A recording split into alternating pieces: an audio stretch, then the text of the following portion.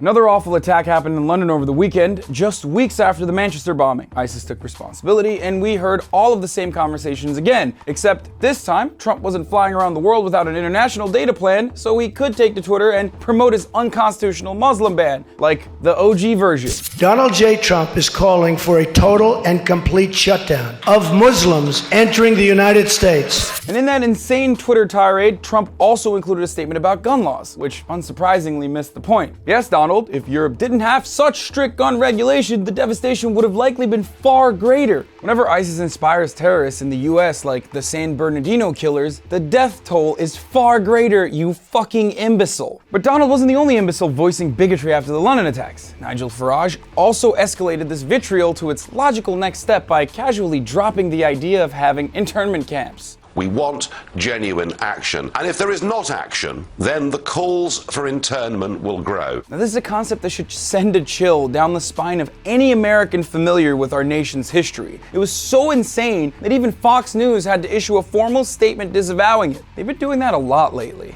I've been talking about the greater responsibility Muslims hold in preventing terror for some time now. It sucks, but that's the reality. We have to publicly condemn these attacks to send a message internally to Islamic communities, but also to non-Muslims that we're on the same team. This places Muslim leaders in a unique situation because Christian churches don't issue statements when white supremacists commit domestic terror in the US. As a society, we're capable of identifying that these actors operate alone and are not radicalized by their religious texts, but rather a bastardized interpretation of that religion. Speaking of that disassociation, we even allow the KKK to operate in this country, and we take resources away from combating far-right domestic terror groups and relocate those funds to combating Islamist terror instead. Like, having the KKK operate freely is like using a freedom of speech argument as to why ISIS should be able to operate freely in the United States. It's unacceptable. And if you like numbers, I have some numbers for you. Far-right wing groups were responsible for 73% of all of the violent extremist incidents since September 12, 2001. The rest were radical Islamist extremists. That's a 3-to-1 margin though. And despite these facts, Trump maliciously used the horrific event in London to push his unconstitutional ban and then also attack London Mayor Sadiq Khan, who was trying to tend to the wounded and bring a sense of calm amidst the chaos as he urged the citizens to not be alarmed by an increase in police activity. Of course, Trump did all of this from his 23rd golf trip to Mar-a-Lago, and his supporters sit around and act like he gives a single fuck. It's so stupid. And if you're scared about radical Islamist terror and can't understand why European officials in power aren't so quick to lambast an entire religion like we do here in the US, even though you probably realize it makes up a quarter of the world's population, just look at an example in America. Look at Dearborn, Michigan, the closest resemblance to a European Muslim neighborhood, or banlieue if you want to sound fancy. Muslim community cooperation with authorities is vital in terror prevention. The same goes for Europe, where the Muslim population percentage is even higher. This is the reason why, unlike Trump, European authorities are not so quick to attack Muslims. Well,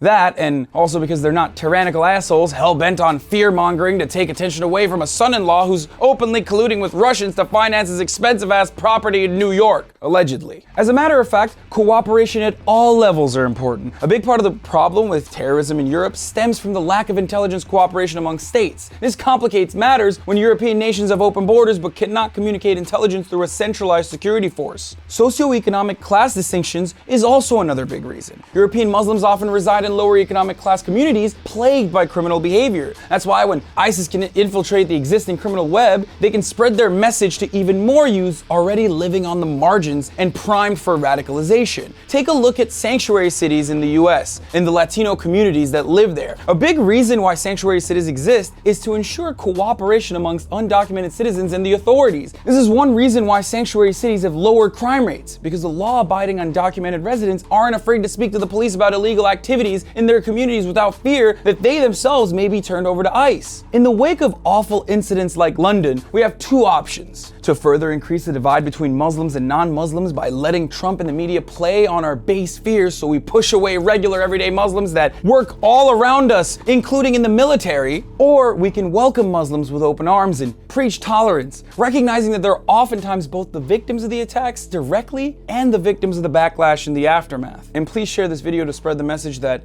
Islamophobia is only exacerbating the problem of terror, not preventing it. I'm Hassan Piker. Don't forget to follow me on Instagram at Hassan D. Piker and on Twitter at Hassan the Hun. And this has been The Breakdown.